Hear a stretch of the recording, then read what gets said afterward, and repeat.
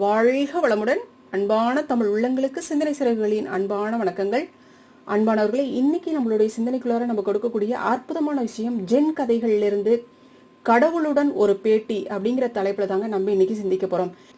இந்த பேட்டி பார்த்தோம் அப்படின்னா, குருகுல ஆசிரமத்துல இருக்கக்கூடிய மாணவர் கடவுள்கிட்ட பேட்டி எடுப்பதாக அமைஞ்சிருக்குங்க. அதாவது குருகுலத்துல இருக்கக்கூடிய ஒரு மாணவருக்கு நெடுங்காலமாக கடவுளை பற்றிய சிந்தனை இருந்துகிட்டே இருக்கு. அதாவது மக்கள் ஏன் இந்த மாதிரியான வாழ்க்கை முறையை வாழ்றாங்க, அப்ப கடவுள்னா யாரு, கடவுள் என்ன பண்ணிட்டு இருக்காரு, ஏன் மக்களுக்கு இந்த மாதிரியான பிரச்சனைகள் இருக்கு, அப்ப கடவுள் ஏன் அதை தீர்க்க முன் வரல, இப்ப எந்த இடத்துல சீர்திருத்தம் வரணும் அப்படின்னு அவருக்கு ஒரு பெரிய கேள்விக்குறி எழுது.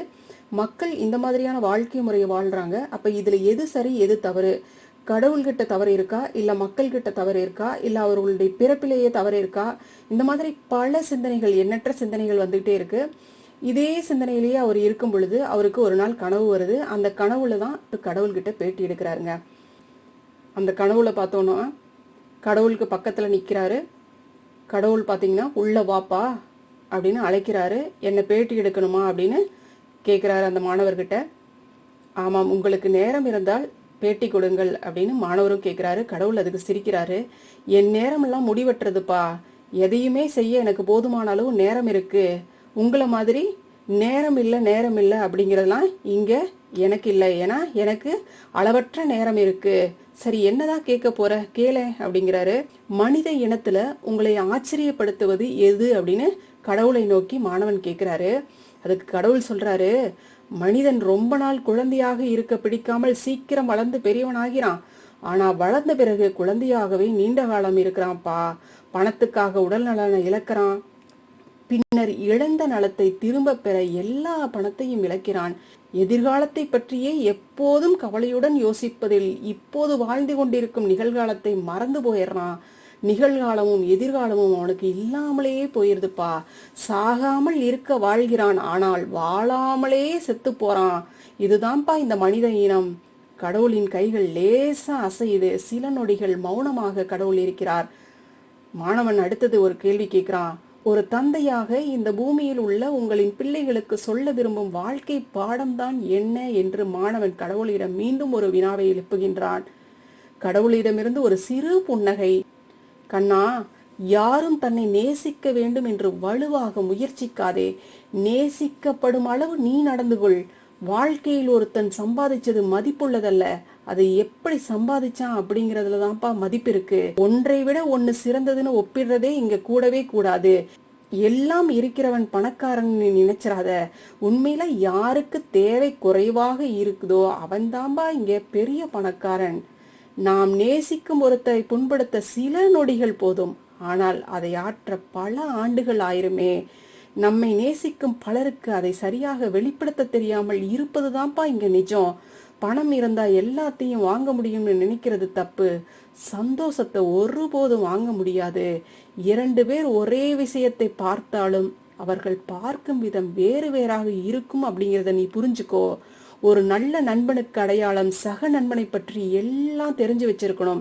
எந்த சூழலிலும் அவனை விட்டு கொடுக்காமல் விரும்புறதுதான்ப்பா ஒரு நல்ல நண்பனுக்கு அடையாளம். அடுத்தவனை மன்னிக்க தெரிந்தால் மட்டும் போதாது, தன்னைத்தானே மன்னித்துக் கொள்ளும் தன்மை வேண்டும். நீ சொன்னதை மற்றவர் மறக்கலாம், நீ செய்ததை கூட மறந்து போகலாம், ஆனா உன்னால அவர்கள் பெற்ற உணர்வை ஒருபோதும் மறக்க மாட்டார்கள். இப்படி சொல்லிவிட்டு பேட்டி முடிந்தது என்று சொல்லும் விதமாக கண்களால் சிரித்தார் கடவுள். அவரது கதவுகள் மூடின. தேவையான விஷயங்கள் கிடைத்த சந்தோஷத்துடன் வெளித்தெழுந்தான் குருகுல மாணவன். சரிங்களா? அப்ப இந்த இடத்துல இந்த ஒரு பேட்டியின் மூலமாக, இந்த ஒரு விஷயத்தின் மூலமாக நாம தெரிஞ்சுக்கிறது என்னதுங்க, வாழ்க்கை எப்படிப்பட்டதாக இருக்குன்னு பாத்துக்கோங்க. கடவுள் இந்த இடத்துல பாத்தீங்கன்னா குழந்தை அப்படின்னு சொல்றாருங்க. நம்ம குழந்தையாவே இருக்கிறோம், ஆனா வளர்ந்துட்டோம்னு நினைச்சிட்டு நம்ம பெரியவனாயிட்டோம், வளர்ந்துட்டோம், நம்ம மிகப்பெரிய அறிவாளி அப்படின்னு நம்ம வாழ்ந்துட்டு இருக்கிறோம். ஆனா அதை கூட என்ன சொல்றாருங்க, நீ இன்னும் குழந்தையாதான் இருக்கிற. ஏன்னா நீ எதையுமே கத்துக்கிட்டேன்னு நினைச்சது எல்லாமே மாயை. இங்க எல்லாமே ஒண்ணுமே இல்ல. இது உனக்கு தேவையோ அதை இன்னும் நீ முறையாக கற்றுக்கொள்ளவில்லை.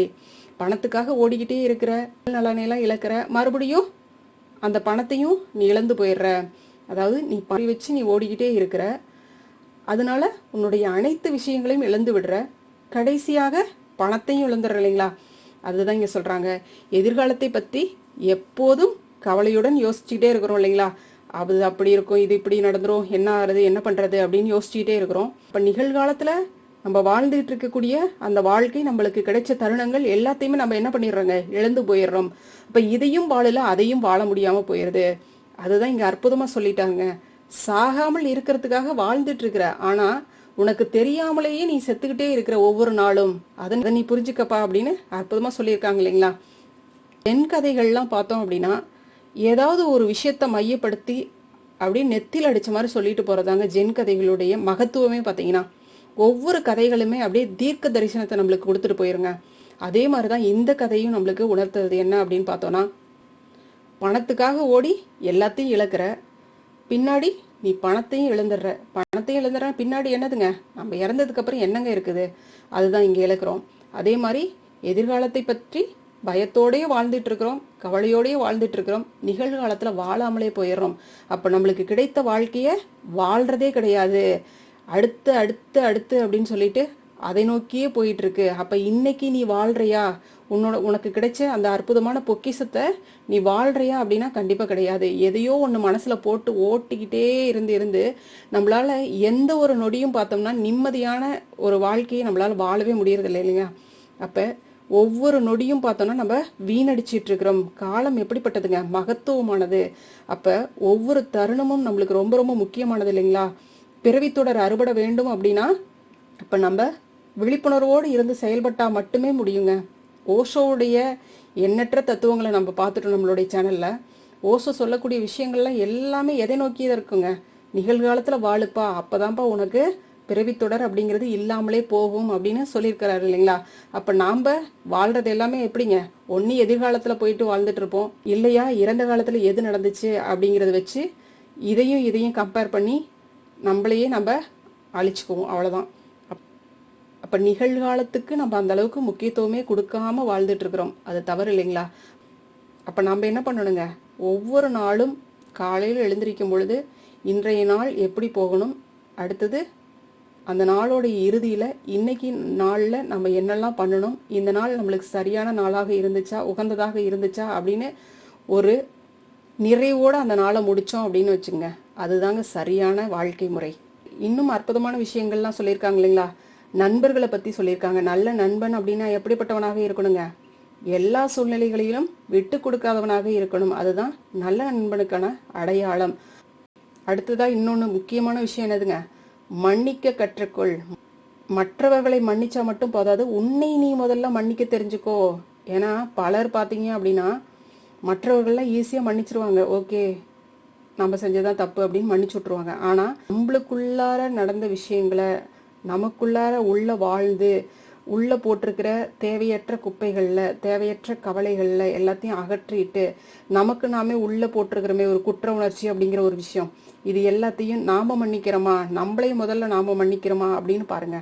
அப்ப நாம நம்மளையும் முதல்ல மன்னிச்சாலே எல்லா விஷயங்களுமே இங்க முடிவுக்கு வந்துருங்க. அப்ப நாம நம்மளைய மன்னிக்கிற அளவுக்கு நம்மளுடைய செயல்பாடுகள் எப்படி இருக்கணுங்க, ஒழுங்குமுறையோடு இருக்கணும். அப்ப எண்ணம் சொல் செயலால யாருக்கும் எப்பொழுதும் நன்மையே விளைவிக்க வேண்டும், நமக்கும் நன்மையாக இருக்க வேண்டும், மற்றவர்களுக்கும் அது நன்மையாக இருக்க வேண்டும் அப்படிங்கிற உறுதிமொழியோட ஒவ்வொரு நாளையும் நம்ம தொடங்கி அந்த நாளையும் நம்ம நிறைவு செஞ்சோம் அப்படின்னா வாழ்க்கை அவ்வளவுதாங்க, வெற்றிகரமான வாழ்க்கையை நம்ம வாழ்ந்துகிட்டு இருக்கிறோம் அப்படிங்கிறதுல எந்த விதமான ஐயமும் இல்லைங்க. சரிங்களா? இப்போ அன்பானவர்களே, நம்மளுடைய வாழ்க்கையே நிகழ்காலத்தில் வாழ்ந்து நேர்மறை எண்ணங்களோடு வாழ்ந்து நமக்கும் மற்றவர்களுக்கும் நன்மை விளைவிக்கக்கூடிய வகையில் நம்மளுடைய வாழ்க்கையை அமைத்து கொண்டால் நம்முடைய வாழ்வு எப்பொழுதும் எப்படி இருக்குங்க, நிம்மதி நிறைந்ததாக, மகிழ்ச்சி நிறைந்ததாக, ஆனந்தம் நிறைந்ததாக இருக்கும் இல்லைங்களா? வாழ்க வளமுடன். அருட்பேராற்றலின் அன்பு கருணையினால் நாம் அனைவரும் நல்ல உடல்நலம், நீல ஆயுள், நிறை செல்வம், உயர் புகழ், மெய்ஞானத்தோடு நல்லதொரு வாழ்க்கையை நலமுடனும் வளமுடனும் வாழ்வோம். வாழ்க வளமுடன், வாழ்க வளமுடன். நன்றி.